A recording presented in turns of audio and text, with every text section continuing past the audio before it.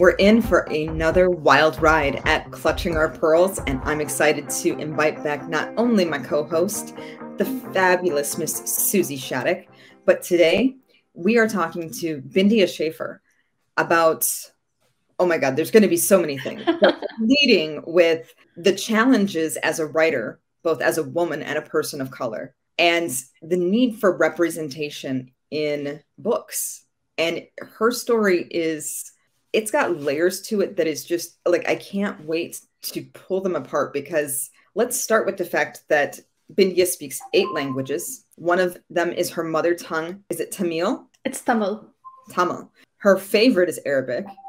And she learns that while growing up in Dubai. She kickstarted her writing career as a defense and aerospace journalist in Bangalore, India. And after 8 years of that, she decided to go over to the dark side, marketing for a multinational corporation in the US of A. So she packed her bags, got her ass to California, and as of September, she published her first fiction book, CORINTH 2642 AD.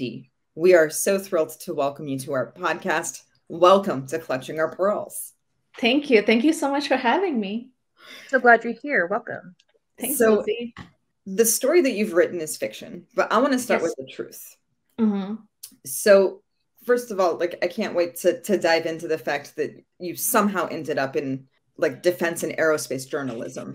But what was your world growing up in India, and even having the aspirations of possibly not following the script that you were provided at birth? Oh my gosh. So I grew up in a small town called Bangalore, India, which is not so small anymore. It has many millions of people. But back then in the 90s, it was a very siloed little city. I felt at least my life was. My parents were super Catholic. They were super strict. And there was always this expectation of, well, you're going to grow up, you're going to go to this college, and you're going to become either a software engineer, a doctor, or you're going to get married.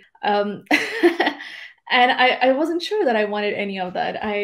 When I turned 11, I realized that I wanted to grow up and become a journalist.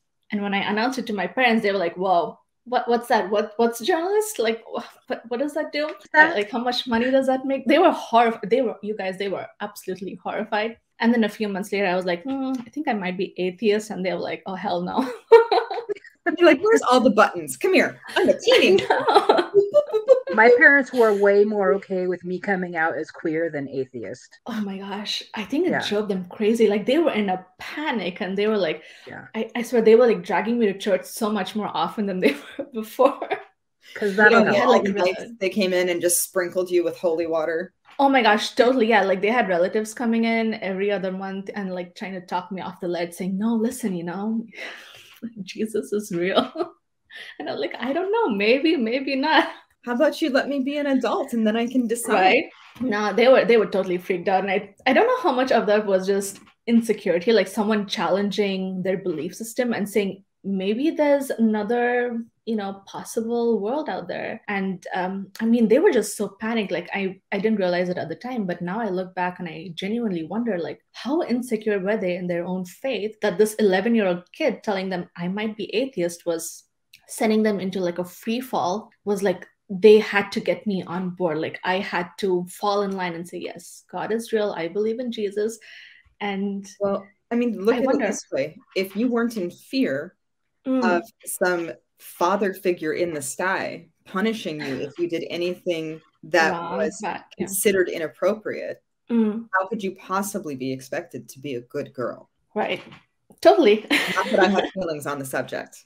I can tell. Tell us more. When I had my crisis of faith at age 15, my father fasted no food for 40 days as a way to bring my spirit back to Jesus. And I remember it was one of the most sustained guilt trips I've ever had. Oh my gosh. Wow. Are your parents Indians? What's going on? Perhaps spiritually, but not ethnically. Yeah. Wow. That's intense. How do you deal with that? Huh? How do you, I said that's so intense. Like, how do you deal with it as a 15-year-old kid? Oh, I was used to that kind of stuff, but I don't want to, I don't want to hog the spotlight. I'm going to put it back on you. So you've come through this moment where you've started telling your parents in not subtle ways No. that you possibly are not going to accept the program that had been laid out for you. As you moved into your teen years, and I'm sure had all kinds of additional opinions about things, were you ever able to find a common footing? Nope, never. No. No, I think we just wanted very different things in life, and they envisioned me being this very good Tamilian kid who was going to grow up, go to this particular university that they had their eyes on, who was going to get married, and the wedding was going to be a certain way. And I just did none of that. I moved back to India when I was 17 or 18, and I pretty much started living alone when I was, I think, 19, and I was working full time while going to college. And it's kind of scandalous. You know what? It really was. Like, my relatives were absolutely horrified. They were like, why do you need to work? Like, why aren't your parents supporting you? And I was like, well, because it's life. I didn't have the best relationship with my parents. And I was at a point in my life where I absolutely needed the money. And I was determined not to just take on any job. I wanted to be a journalist. So I got very lucky. I had my first internship. And I went on to cover defense and aerospace. And then I was like, maybe I don't want to get married. And then I did get married and was to a white dude, and they were just so confused. I love that he's South Indian. I'm going to assume he's in California. Yeah. And and being white automatically makes him a dude. Yes. Are you in the top half or bottom half of California? I'm in the top half. I live right by Napa. Ooh, I'm in San Jose. Oh, okay. Awesome. We're not too far. We can be in the middle. So here you are, a young woman with, this dude of a husband. And you've switched careers at this point. Yeah. You have completely rebelled and moved to the States, which I'm assuming your parents have not. No, they have not. It's just me. I'm here by myself. Did they come to the wedding? I haven't seen my dad since I was maybe 18. The last time I saw him, it was at my parents' divorce proceedings. And my mom was at the wedding, but I don't really have a relationship with either of them, and that's okay. It's not a bad thing, you guys. Like, I often say that to people, and they get this really sad look on their face, and I'm like, no, it's not a sad thing. It's not bad. It's absolutely perfect. It's fine. Yeah, it is what it is. It's life. It's what it needs to be for reasons that are complicated and personal. Right? Exactly. When people, I also have an atypical family. We'll call it a situation. And so, yeah, it's like, I feel like people who get it don't ask a lot of those questions, like, oh, how did that happen? Like, there's people who ask those questions, and there's the people who know. Right. Or the people who try to convince you that, oh, no, but you only have, these parents, like, they gave birth to you, like, you got to be together. I'm like, no. Yeah, no. Just because we're related doesn't mean that I stay in an abusive relationship. Exactly. Absolutely. Amen. So for me, it's like I could no longer be complicit in my own mistreatment. Yeah. And since the treatment was not ever going to change, because their whole personality and spirituality is based on those very firm things. And I'm like, I respect that, and I'm going to remove the conflict, And for me, and that was exactly what I did too. I was like, if you're not going to change, I am, and I'm going to take myself out of a situation that I'm not happy with. Right. I mean, because you would say that to a woman if she was in an abusive marriage, right? Like, how is this different? So I'm very curious to hear, when you started out with your love of writing, you wanted to write about the facts. Right. So I started writing about the facts, telling stories essentially of people, about, technology, next generation technology even. And that, I think, really spurred my imagination. I was writing about defense and aerospace, but so much of it was absolutely futuristic. Like, I felt like Jules Verne imagining what the world was going to look like in 2020, at the turn of the century.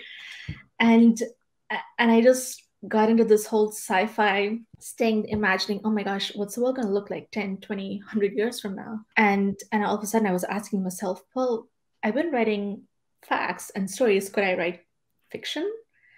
And just one thing led to another. And I was like, it's a challenge. I'm going to try it. Well, and turns out I could.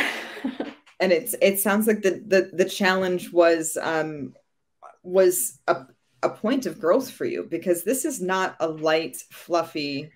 No, this is an angry little book.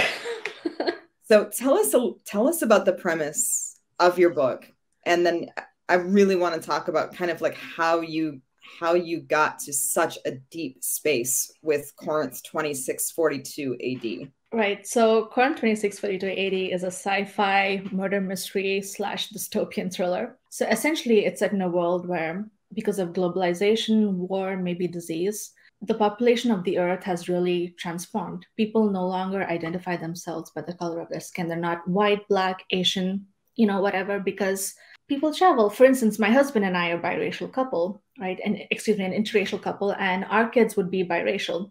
And a lot of our friends are, immigrants or interracial couples as well. And I kept wondering, well, what is the world going to look like? If those kids marry each other and they have other kids, like, would they be Indian, American, white? I don't know. They would just be people, right? And I think by the time we get to 2642, we're going to be so completely interracial and so mixed. We're just, not going to identify by the color of our skins anymore. So it's in this world where certain types of people, shall we say, hold on to this belief of being pure, who rage against the norm. They just absolutely cannot accept the fact that they are now the minority of the world. But it's this world that some people in those groups want to escape to, because there's a lot of violence, there's, a lot of painful things happening in these cults. And the story begins with Jimmy Matu, who is a biracial and interracial person who is experiencing racism for the first time. He's discovered this cult on the outskirts of Oregon. And essentially, it's a fish out of water trope. He's, for the first time in his life, experiencing racism. He's read about it, he's heard about it, he's just never experienced it before. And essentially, I was trying to explain what it was like for me to experience racism for the first time, what that felt like. This was like, wait, what's happening? Am I imagining it? I'm questioning my own sanity, overthinking it, and then, at some point saying, that was not okay. I have to draw the line and call you out on it. And that's essentially the crux of the story. It's, him discovering this colony outside of Oregon and helping these people escape. So there's so many things in there that I absolutely resonated with. And I think one of them is a conversation that we had with some of our team members not too long ago, where we were talking about times that they had felt oppressed or that they had felt like they were discriminated against in their work lives. And they had a very hard time identifying any oppression or any challenges. And these were all women. Some of them were women of color. And I think the leadership walked away kind of gobsmacked. We were like, how have you not identified or been oppressed in any way as a woman in the working world? Like, it's impossible at this point. And somebody explained it to me so beautifully. She said, misogyny is not the shark in the water. Misogyny is the water. Ooh. And we have this generation of young women that are coming through that don't have the perspective. It's just like experiencing it for the first time.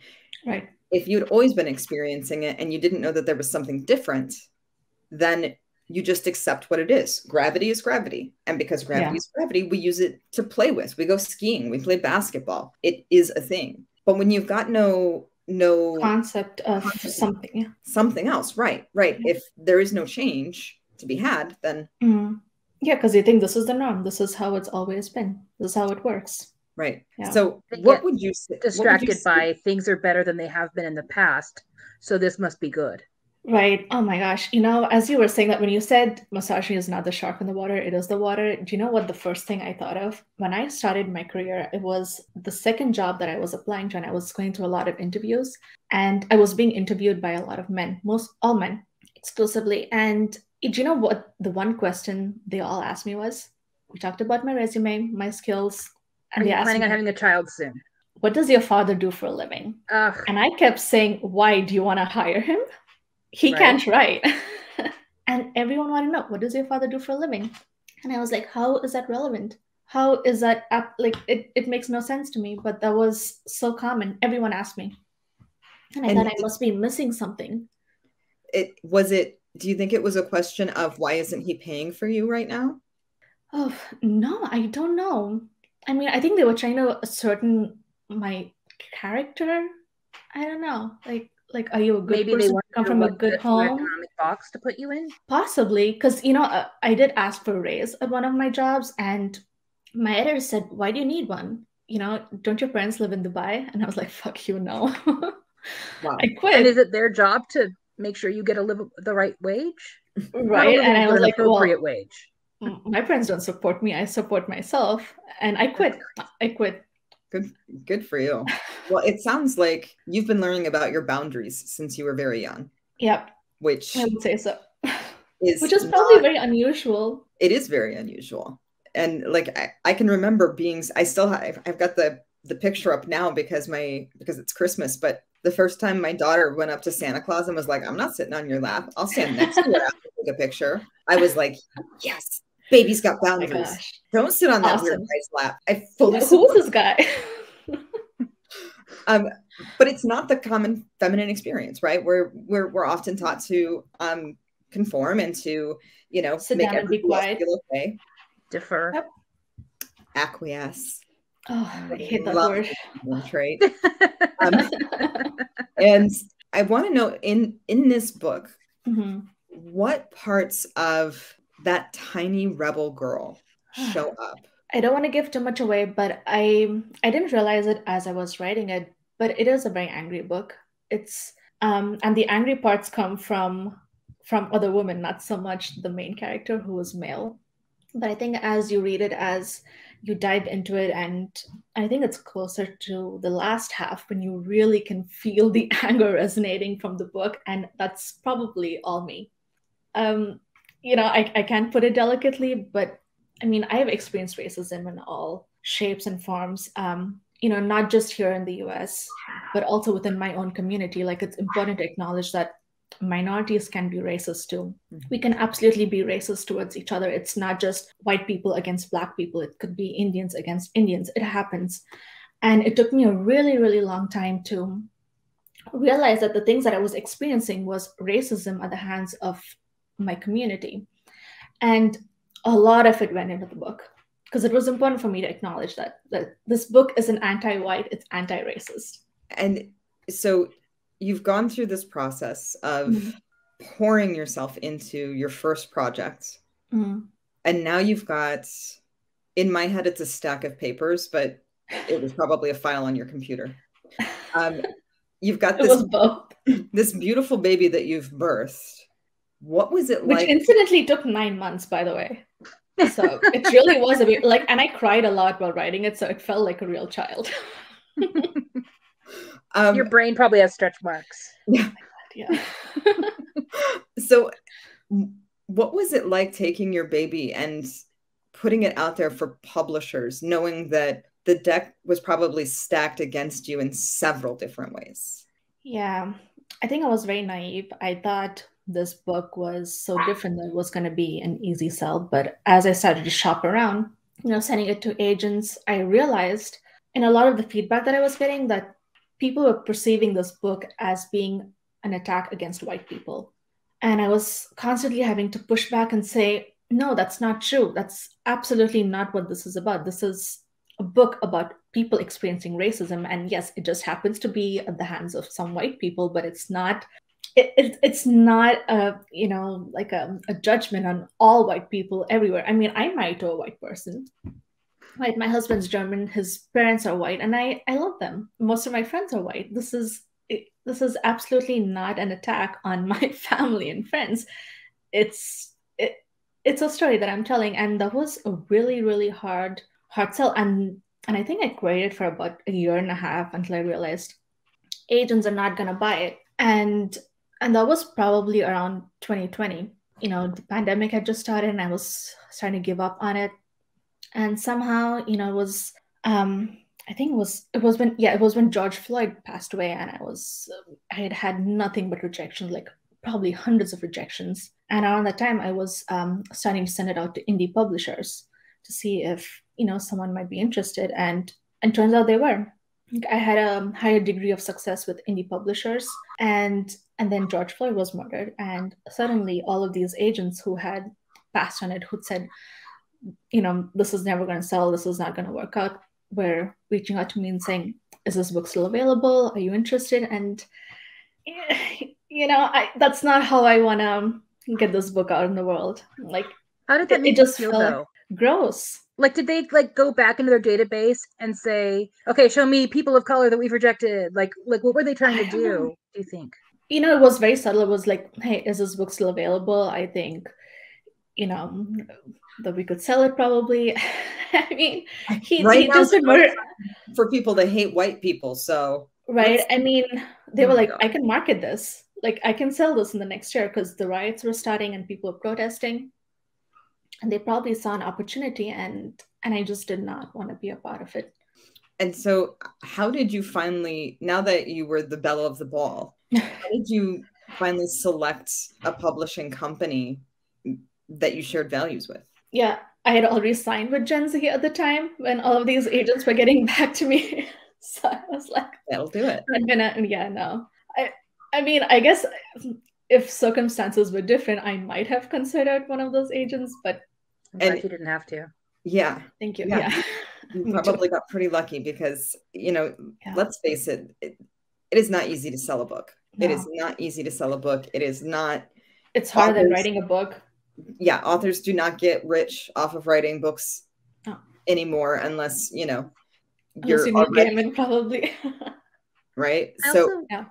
I want to applaud the fact that you got that many rejections, because that means that you tried and you stood up for what you created that many plus times, and I think that's a rare and beautiful quality, and I think you're very, exciting and inspirational for that, because that's all I have to say. That's very sweet, but you know what, I grew up, I think, feeling rejected most of my life. And it was just, this is another mountain to climb. Yeah. And I was sure that somewhere, deep in my heart, I was certain that it was going to happen for me. I don't know how, I didn't know when, but I was like, I'm just going to keep trying because this is life. Yeah, that's amazing. Yeah. So why sci-fi though? I love sci-fi. And when I say I love sci-fi, I mean I love Doctor Who. But I think sci-fi is such an amazing genre because you can say if things don't change, this is the exponential consequences of these parts of humanity. Right. Or you can write a whole nother reality where those things don't exist. I think I tend to lean towards fantasy more, but this book is sci-fi simply because of, I think, the topic itself. It's incredibly forward-looking. It has a lot of next generation technology. It's imagining what humans biologically also look like 500-600 years from now. So it just fell into the sci-fi bucket pretty naturally, but I'm also a huge sci-fi fan. Awesome. I've binge watched X-Files way too many times. Oh my gosh, so good though. It is very good. So Bindiya, if we were to take Corinth just another few feet farther, is this something that you truly believe our society could end up at? I actually do. And there are a lot of studies that could actually back it up. I think one says that by 2060, white Americans will absolutely be the minority in this country. I mean, we're getting there, 50, 60 years ago. How many people were really traveling abroad, going to find opportunities outside of their villages, their cities? And look at us now. Like, I live here in the Bay Area, and I know more people of color than I do white people. Right? Most of my colleagues are people of color, and I work for a Fortune 500. Like, it's happening. It's already happening, and it's not a bad thing, right? Right. I mean, listen, equality is about not only being equal, but having the quality of life there as well, because we have all been placated and told that we have equality and that we have a voice. And when push comes to shove, whoever was holding the power in the first place is displeased to consider letting go of that power, whether it's conscious or subconscious. And I think that shift that you saw after George Floyd was that there was a moment where the power felt up for grabs. Yeah. And so being able to tell stories where that might shift now became something scintillating. As we become a society, which, let's face it, there's a lot of people that are fighting for and against us becoming a society of equals. But as we start moving through, one of the things that that Jim used to be really good at sharing with me, and Jim is my partner who passed, but I was never very good at understanding politics and government. And he used to be and we were on complete opposite sides, mind you, but he was very good at showing me how the pendulum swings, right? And, if there's going to be an Obama, I can't believe there was a fucking Trump, but it's going to swing back the other way, and then it's going to swing, and eventually you get to gain equilibrium. Right. What have you seen, especially as we've gone through the feminine recession and the pandemic, and just how quickly women were pushed back into traditional gender-based roles? What have you seen historically in that swing that gives you any hope or no hope for how we move through? Because it's not going to be a straight line. No, oh my gosh, I think about this so often. I think about this all the time. And what gives me hope is the fact that we are talking about it right now. Because we weren't, when I first started working 10 years ago, I had very few female friends. I had very few people I could talk to about my hopes and dreams, how to achieve them. I didn't have mentors, but I do now. And I think that conversation is shifting between women. It's no longer you versus me, like we're not being pit against each other. And that gives me hope. I have more female friends now than I did 10 years ago, and that gives me hope. And it's good friends. It's people I could trust, rely on, share my thoughts, ask for feedback, advice, like tell me if I'm doing something wrong. And that was not the case 10, 15 years ago. And that gives me hope. I think people that grew up in patriarchal countries with patriarchal religions, in those cultures, women are taught that their values are in these categories and they must compete about it, because, it serves them well to perpetuate bullshit hierarchies, Absolutely. And so there's so much healing from that to be found in female friendships, in sisterhood. It's such a beautiful thing. And it gives me so much hope that a lot of the stuff that we're still having some, trauma from, my niece is like, oh, that's ludicrous. She'll frequently say, screw it, humans are dumb, I'm a dolphin now. But also, like, there's so much acceptance of other people, in her. Yeah, absolutely. And the equality is a no-brainer for these kids, Oh my gosh, no, absolutely. I mean, I went to an all-girls school for most of my life. I went to Catholic school, and I look back and I think how toxic it really was, pitting these little girls against each other. Oh, well, I'm taller than you. No, I'm smarter than you. I'm prettier than you. I mean, does it really matter? No, we could have all just been friends and sharing lunch. Instead, we were constantly competing against each other. Made no sense. And I think that's such a beautiful point, Bindiya, because let's face it, if we're all busy fighting each other, then who's fighting the patriarchy? Yeah, they're distracted, right? Yeah. Keep them busy over here so that we don't have to worry about them taking the other pieces. And so, first of all, I want to say that this has been an absolutely fun conversation. I cannot wait to read your book. And I don't even read sci-fi, but I'm going to get down and dirty with Corinth, because thank you. I think that there are going to be so many lessons in here that we need to rattle the cage and to keep us awake. Because when we start sleeping at the wheel, when we start getting into the complacency of, well, things are better now, so I guess it's okay. Nothing's got to get much better. That's when we start to backslide. So please make sure that you connect with Bindiya. You can find her on Facebook at BINDIAY. Nope, IYA. Can you record that again for the video people? You can find her on Facebook at Bindiya, that's BINDIYA, Carmeline, CARMELINE, Schaefer, SCHAEFER. Please go to YouTube so that you can see this slide, because y'all better find her, because I'm not going to spell that too many more times. On Instagram, she is author Bindiya Schaefer, and Twitter at Bindiya Schaefer. You can check out her website, bindiyaschaefer.com. And please, please, please go support your fellow female trailblazers. It doesn't take much for you to order a book.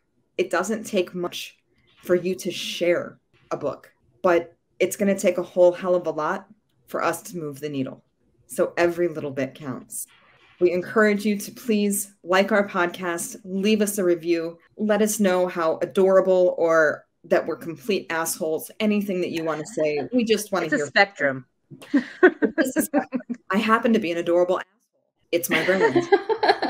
We might strike that from the final recording. I'm not sure. I do want to, but I'm not saying that my asshole is adorable. That is a different topic. You can follow us at Forward Revolution, which, a reminder, it is FWD Revolution, and all of the iterations therein. Visit the website, join the revolution, make sure that you are a voice in the change that we are creating.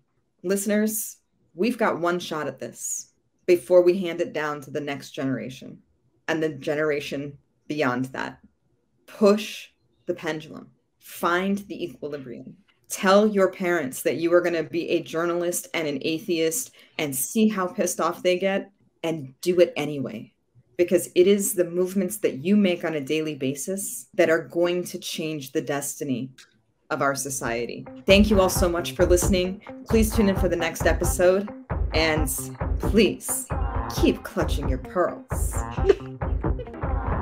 Clutching Our Pearls is a no-holds-barred conversation about women, work, and the world. We strive to approach economic, social, professional, and cultural topics from an open-hearted, good-faith, intersectional feminism point of view. What started as a single mom and business owner's reaction to the coronavirus pandemic continues as a mission to change how work works so that the people have choices. Learn more at fwdrevolution.com. If you enjoyed this podcast, please leave us a phenomenal review on the platform you use. Talk to you next time.